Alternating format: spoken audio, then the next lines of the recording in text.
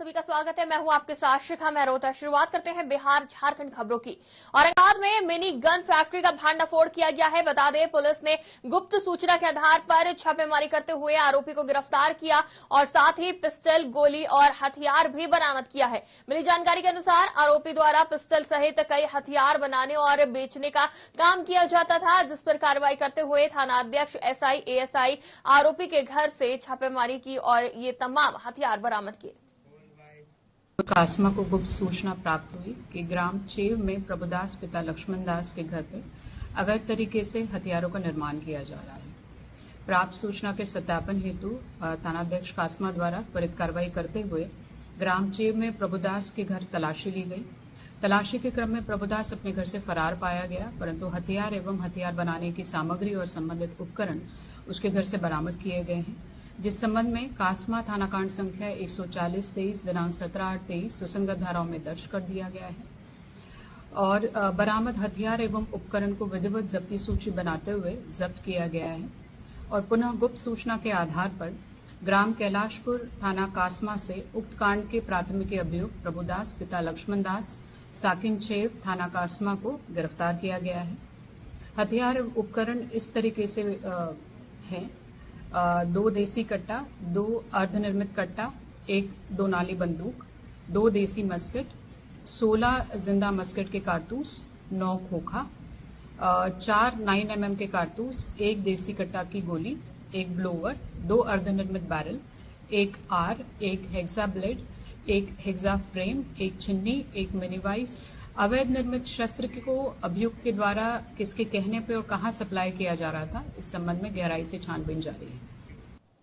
बिहार के अररिया जिले में पत्रकार विमल यादव की निर्मम हत्या के विरोध में औरंगाबाद के पत्रकारों ने श्रद्धांजलि सह शोक सभा की आयोजन किया, जहां पत्रकारों ने एक स्वर से अपराधियों को शीघ्र गिरफ्तार करने और फांसी की सजा देने की मांग की। शहर के रमेश चौक पर आयोजित कार्यक्रम में जिले के सभी वरिष्ठ पत्रकार शामिल रहे।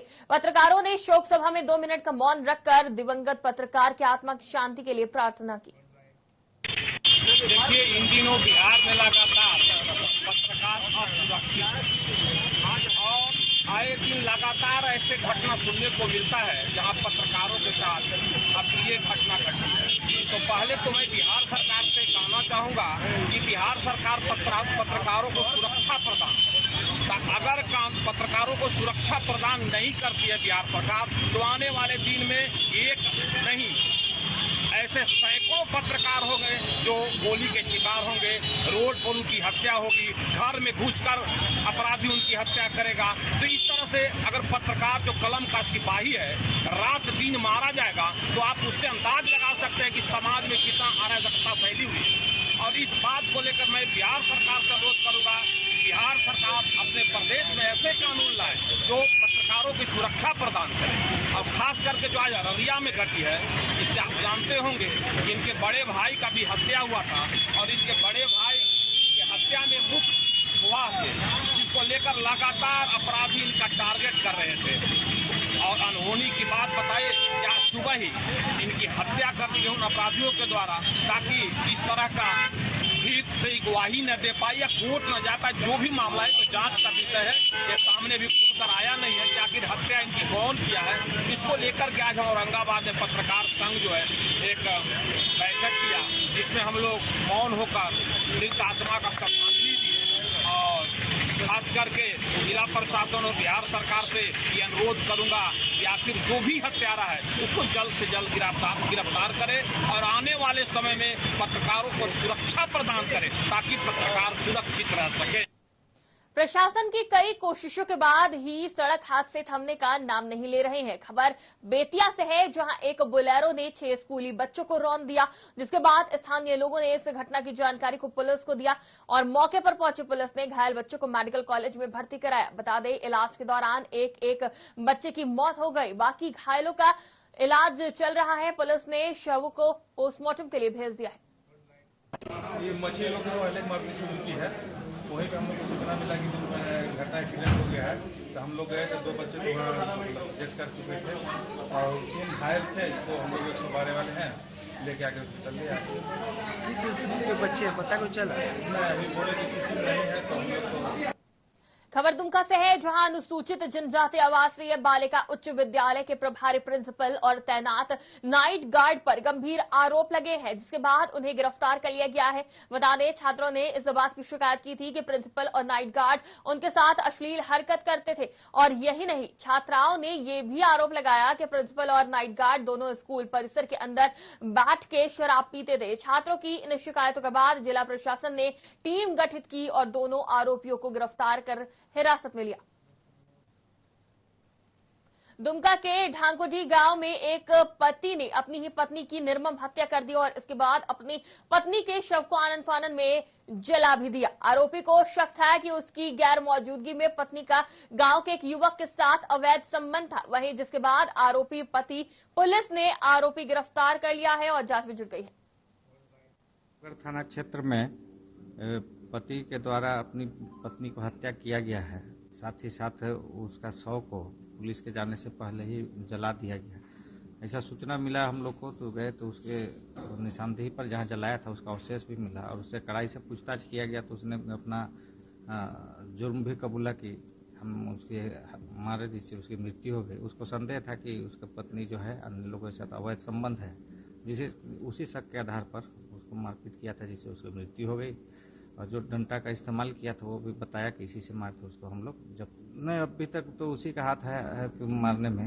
और अगल मारने का कारण जैसा कि बताया कि उसको संदेह था कि उसका पत्नी का दूसरों। गया में आजादी के अमृत महोत्सव के उपलक्ष्य में दीन दयाल उपाध्याय में जीविका ने रोजगार मेले का आयोजन किया। मेले का विधिवत उद्घाटन संयुक्त रूप से दीप प्रज्वलित कर किया गया। वहीं मुख्य अतिथि के रूप में प्रोजेक्ट मैनेजर कमल किशोर समेत कई लोग मौजूद रहे, जिनका जीविका दीदियों ने सभी अतिथियों का स्वागत किया। इस मौके पर कमल किशोर ने जीविका के कार्यों की प्रशंसा करते हुए कहा कि जीविका द्वारा महिलाओं को स्वावलंबन और रोजगार जोड़ने का काम किया जा रहा है। जीविका द्वारा बहुत से ऐसे कार्यक्रम चलाए जाते हैं जिससे सरकार की विभिन्न योजनाओं का लाभ अधिक से अधिक लोगों को मिल सके। लोग 3-4 सेगमेंट में काम कर रहे थे। एक सेगमेंट था स्वरोजगार, एक था रोजगार और एक था कौशल विकास के अंतर्गत रोजगार। ये 3 सेगमेंट में हम लोग काम कर रहे हैं। इसमें हमारे साथ बहुत सारी कंपनियां काम कर रही हैं। तो इसमें आरसीटी के माध्यम से हम लोग स्वरोजगार के में उनको रोजगार की तरफ ट्रेनिंग देकर बहुत सारी विजेता है, 42 विजेता के ऊपर ट्रेनिंग देकर उसके बाद उनको स्वावलंबन की ओर भेजते हैं।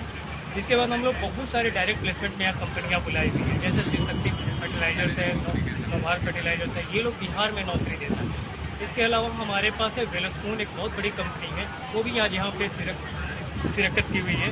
इसके अलावा आपके पास ईकॉम एक्सप्रेस है, L&T है, टाटा की कंपनियां हैं और इन्फो वैली एक ऐसी कंपनी है जो महिलाओं को बहुत ही पायलट के क्षेत्र में, केबिन क्रू के क्षेत्र में आप वहाँ पे नौकरी दे रही हैं। लड़कियां वहाँ पे काफी अच्छा अभी 20 से 25 हजार के प्लेसमेंट पे जा रही हैं। जमशेदपुर के JRD टाटा स्पोर्ट्स कॉम्प्लेक्स के मोहन आहूजा स्टेडियम में 2 दिवसीय बैडमिंटन चैंपियनशिप का आयोजन किया जा रहा है, जिसमें जमशेदपुर शहर के 22 स्कूलों ने हिस्सा लिया है। बता दें, प्रतियोगिता को 6 कैटेगरी में रखा गया है। इसमें अंडर 14, अंडर 17, अंडर 19 और इस कार्यक्रम में 350 छात्र और छात्राएं हिस्सा ले रहे हैं।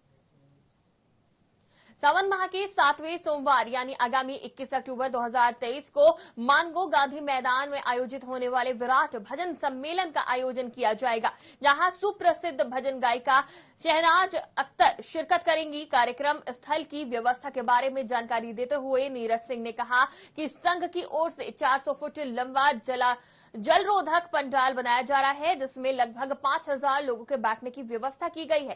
साथ ही पूरे पंडाल और बाहरी हिस्से में सुरक्षा को देखते हुए CCTV कैमरे भी लगाए जा रहे हैं। वहीं 20 अगस्त को मानगो बड़ा हनुमान मंदिर में रुद्राभिषेक और प्रसाद वितरण का कार्यक्रम भी करेगा। आपको सूचित करते हुए हर्ष हो रहा है कि इस बार भी जय महाकाल सेवा संघ के द्वारा मानगो के गांधी मैदान में एक भव्य भजन संध्या का आयोजन किया गया है, जिसमें कि पहली बार जमशेदपुर में एक साथ 3 जो देश के बड़े कलाकार हैं, 3 कलाकारों के द्वारा भजन प्रस्तुति का आगाज होगा। और उससे एक और इसमें इस प्रोग्राम में एक बहुत मुख्य आकर्षण का केंद्र जो कि 28 फीट के आदि योगी जी का जो आकृति बनाया जा रहा है, वो उसकी भव्यता देखने लायक होगी। और इस भजन संध्या में लगभग जो बैठने की व्यवस्था हम लोगों ने की है, 5000 लोगों की बैठने की व्यवस्था की है। बहुत भव्य तरीके से इस भजन संध्या का आयोजन कर रहे हैं और इसकी प्रचार प्रसार भी बहुत जोर शोर से हो रही है। लोगों से मेरा आग्रह है, अपील है कि इस भजन संध्या में लोग आए और इस भव्य भजन संध्या का आनंद उठाएं। मुख्य रूप से जो कलाकार हैं वो शहनाज अख्तर हैं और छैला बिहारी और देवी जी है। और एक दिन पहले और 20 तारीख को हमारा एक रुद्राभिषेक, हम लोग रुद्राभिषेक कर रहे हैं। 20 तारीख को सुबह 8 बजे से लेके वो 1 बजे तक चलेगा। उसमें प्रसाद की भी व्यवस्था है। तो सभी सभी Jamshedpur local train honour union ने शुक्रवार को ट्रेलरों के भाड़े में बढ़ोतरी करने की मांग को लेकर आंदोलन करने की घोषणा की है। इस संबंध में साक्षी स्थित कार्यालय यूनियन के अध्यक्ष जय किशोर सिंह ने कहा कि शनिवार को टाटा कंपनी में होने वाले परिवहन टेंडर में अगर किसी वेंडर ने कम रेट पर टेंडर उठाया तो यूनियन द्वारा कंपनी का पार्किंग गेट जाम कर दिया जाएगा। उन्होंने कहा कि वर्तमान समय में डीजल 100 रुपए लीटर है, साथ ही नए वाहनों के दामों में भी बढ़ोतरी हुई है। ऐसे में लोकल ट्रेलर के मालिकों को आज भी वर्षों पुराना रेट दिया जा रहा है। आज हम लोग अपना रेट डिसाइड करके यहाँ पर हम लोग टाटा स्टील के वेंडरों को भेजे हैं। जो भी यहाँ रेट तय होगा या हम लोग यूनियन तय करके देगा कि क्या क्या रेट यहाँ होना चाहिए लोकल का, उसका हम लोग तय करके वेंडर को कल भेज दिए हैं। और टाटा स्टील में जो भी काम वेंडर लेगा उसको हम लोग का रेट मानना होगा। दूसरी बात, पहली बात ये हो गया। दूसरी बात ये हो गया कि आज जो गाड़ी का कीमत हो गया 90,000, हम लोग किस्ती भर रहे हैं गाड़ी का, नए गाड़ी का कीमत 90,000 हो गया है। टाटा स्टील इस संज्ञान में ले कि वो कैसे 90,000 रुपये भर रहे हैं। गाड़ी का कमाई हो रहा 50 रुपया और 90,000 रुपया खाली किस्ती है, ड्राइवर पेमेंट अलग है। ये सब ब्लैक मनी को व्हाइट कर रहे हैं टाटा स्टील में काम करके वेंडर। कुछ वेंडर ऐसे हैं कि जो ब्लैक मनी को व्हाइट कर रहे हैं काम कम रेट में लेकर। ये सोचिए, इसका संज्ञान टाटा स्टील लेना चाहिए। टाटा स्टील में डिपार्टमेंट ऐसा है वो संज्ञान ले सकता है। इस पर एथिक्स है, आपका परफॉर्मेंस है, कैसे काम देता है, इसमें टाटा स्टील को सोचना चाहिए कि हम कैसे कम रेट में काम दे रहे हैं। आज के रेट में सोचिए, टाटा नेशनल सीआरएम 12 में हम लोग 1500 रुपए बचता है एक टेम्पो। विश्व हिंदू परिषद और बजरंग दल के 28 लोगों का जत्था अमरनाथ यात्रा के लिए रवाना हुआ, जहां दुर्गा वाहिनी समेत अन्य हिंदू संगठनों ने उन्हें टाटानगर रेलवे स्टेशन से रवाना किया। जानकारी देते हुए श्रद्धालुओं ने बताया कि हर वर्ष की तरह इस वर्ष भी विश्व हिंदू परिषद और बजरंग दल के लोगों का जत्था अमरनाथ यात्रा के लिए रवाना हुआ है। उन्होंने बताया कि 10 दिनों का यात्रा है और 28 श्रद्धालु हैं जो इस 10 दिनों में अमरनाथ के साथ साथ माता वैष्णो का दर्शन करने के बाद शहर लौटेंगे। बजरंग दल, विश्व हिंदू परिषद बजरंग दल के द्वारा हर साल की बात ही इस साल बूढ़ा अमरनाथ यात्रा हिंदुओं का यात्रा है, जहाँ पे हम लोग जाएंगे।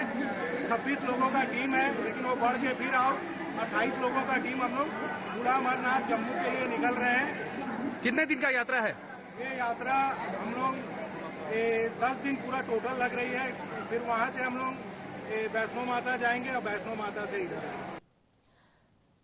किशनगंज शहर में स्थित गांधी चौक में एलजेपी कार्यालय कार्यकर्ताओं ने कैंडल मार्च निकाला। ये मार्च लोक जनशक्ति पार्टी जिला अध्यक्ष हबीबुर रहमान की अध्यक्षता में निकाला गया। बता दें, अररिया रानीगंज में एक पत्रकार और पुलिस विभाग के थानाध्यक्ष की गोली मारकर हत्या की गई थी। मामले को लेकर लोजपा द्वारा बिहार में राष्ट्रपति शासन लगाने की मांग की जा रही है। जिला अध्यक्ष ने बताया, जैसे निकटवर्ती राज्य बंगाल में लोकतंत्र की हत्या हो रही है, वैसे ही हाल बिहार में हो गए हैं। देखिए, इस सरकार सभी तरह से विफल है।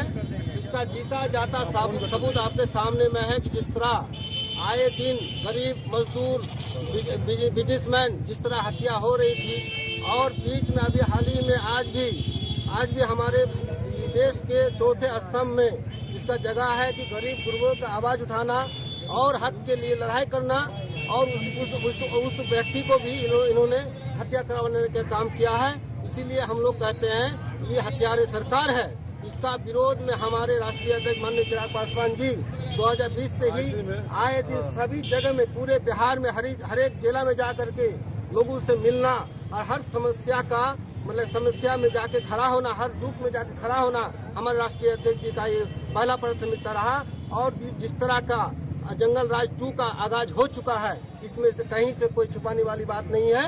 इस सरकार में जो शासन प्रशासन जो हमारे सुरक्षा के लिए बॉर्डर में और हमारे शहर का सुरक्षा के लिए खड़े रहते हैं और उस व्यक्ति का भी अगर उस शासन प्रशासन और अधिकारी का भी हत्या हो जाए, इसमें हमको नहीं लगता है कि सरकार कहीं से सफल है। ये विफल का सरकार है।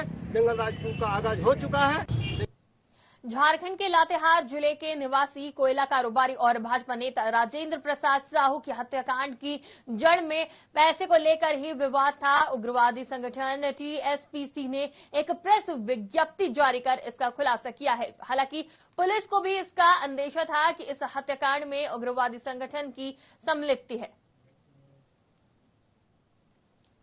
Lohardaga civil court ADJ 3 Arvind Kumar 2 की अदालत ने साल 2021 में बाप बेटे की हत्या के 4 आरोपियों को आजीवन कारावास की सजा सुनाई। जानकारी के मुताबिक बाप और बेटा नमाज पढ़कर अपने घर लौट रहे थे। इसी बीच सड़क किनारे रोककर उनकी हत्या कर दी गई। वहीं ये मामला जमीनी विवाद से भी जोड़ा गया है। थाना पुलिस ने कार्रवाई करते हुए हत्याकांड में 4 आरोपियों को गिरफ्तार कर न्यायिक हिरासत में जेल भेज दिया है। एफएसएल की जांच रिपोर्ट और प्रत्यक्षदर्शी की गवाही से दोनों को न्याय मिला है। अरविंद कुमार को लोहरदगा की अदालत से 4 अभियुक्तों को हत्या के जुर्म में सजा दी गई है।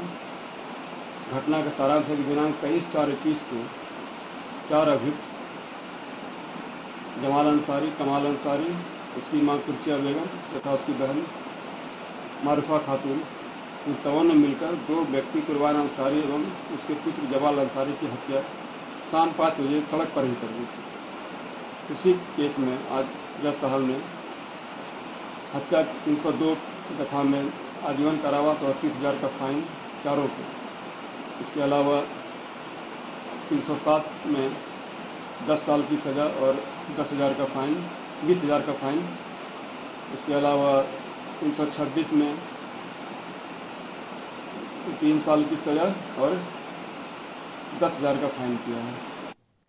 मुंगेर कच्ची कावड़िया पथ पर कई तरह के कावड़िया और लोग नजर आते हैं। ऐसा ही एक युवा बलराम सेन है जो राजस्थान का जिला झालवाड़ का रहने वाला है। बता दें कि यात्रा के 87 दिन में बाबाधाम देवघर से दर्शन कर कच्ची कावड़िया पथ होते हुए मुंगेर जिले के तारापुर पहुंचा, जहां लोगों ने जोरदार स्वागत किया। वहीं बता दें कि देश कल्याण और महाकाल में अपनी असीम आस्था को लेकर युवक 22 मई 2023 से उज्जैन के महाकाल से 1 साल के पैदल यात्रा पर निकला है और देश के चारों धाम सहित 12 ज्योतिर्लिंग का दर्शन करते हुए 22 मई 2024 को केदारनाथ तक का सफर पूरा करेंगे। का कोई न कोई दृढ़ निश्चय होता है। जैसे कि छोटा बच्चा होता है तो उसको दूध की लालसा होती है, इसी प्रकार हर इंसान को किसी न किसी चीज की लालसा होती है। इसी प्रकार मेरे अंदर भी जब ऐसी कोई लालसा उत्पन्न हुई, ऐसा कुछ दृढ़ निश्चय मेरे दिल के अंदर जगा, भाई देश के प्रति कोई जज्बा जगा, तो मैं ये यात्रा के लिए निकला हूँ। मेरे को अभी तक 87 दिनों में कोई प्रॉब्लम नहीं हुई, कोई दिक्कत नहीं हुई। मेरा जो भी है, जैसा भी मैं आपके सामने हूँ, अभी तक मेरे पैर के अंदर एक खरोच नहीं है या मेरे शरीर के अंदर एक खरोच नहीं है। मेरा तहे दिल से लोगों ने स्वागत किया है, लोगों ने काफी मेरे को अच्छा रखा है। मेरे घर जैसा माहौल मेरे को यहाँ मिला है, बहुत अच्छा लगा मेरे को। मैं धन्यवाद देता हूँ सभी लोगों को। नहीं, बहुत बढ़िया सहयोग मिलता है। जैसे भी जिस प्रकार से लोग खाने से, पीने से, उठने से, बैठने से, पैसे से, हर प्रकार का सहयोग जो लोग करते हैं। बिहार के मुजफ्फरपुर जिले के कुढ़नी प्रखंड इलाके में बिहार शिक्षा विभाग के अपर मुख्य सचिव के पाठक पहुंचे, जहां उन्होंने कुढ़नी और तुर्की क्षेत्र के विभिन्न विद्यालय का निरीक्षण किया। बाद में वो रामबाग ट्रेनिंग कॉलेज भी पहुंचे। इस दौरान जिला क्षेत्र के शिक्षा महकमा और स्कूली शिक्षकों में हड़कंप की स्थिति बनी रही। बता दें कि के पाठक इन दिनों बिहार के जिलों में विद्यालय और कॉलेजों का स्पॉट औचक निरीक्षण कर रहे हैं और वो स्कूल कॉलेजों की हालातों को खुद देख और सुनकर आवश्यक कार्रवाई भी कर रहे हैं। शिक्षा व्यवस्था में सुधार को लेकर वो ये कदम उठा रहे हैं। नालंदा जिले में अलग अलग क्षेत्र में 2 लोगों की मौत हो गई। पहली घटना नूरसराय के भखरी गांव में घटी, जहां आकाशीय बिजली की चपेट में आने से एक व्यक्ति की मौके पर ही मौत हो गई। वहीं दूसरी घटना गोनावा गांव में घटी, जहां पानी में तैरता हुआ एक शव ग्रामीणों ने देखा।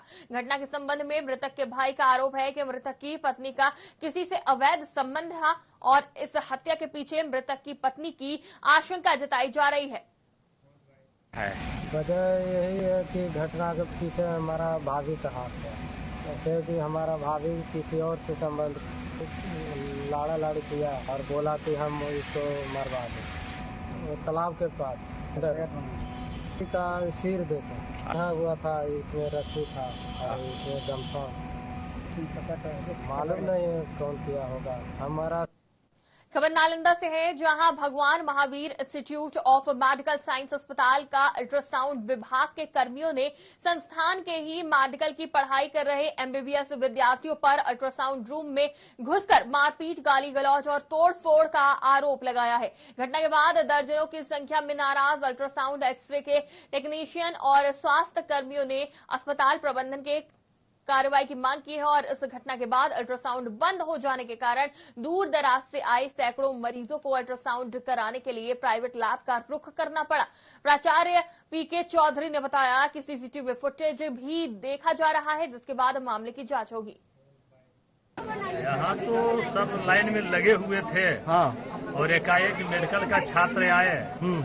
बाद में पता चला कि मेडिकल का छात्र है। और अल्ट्रासाउंड में जो लोग थे यहाँ आकर के मारपीट, तोड़ फोड़, फेंक बीक सब पूरा काफी हंगामा खड़ा हो गया यहाँ। सुबह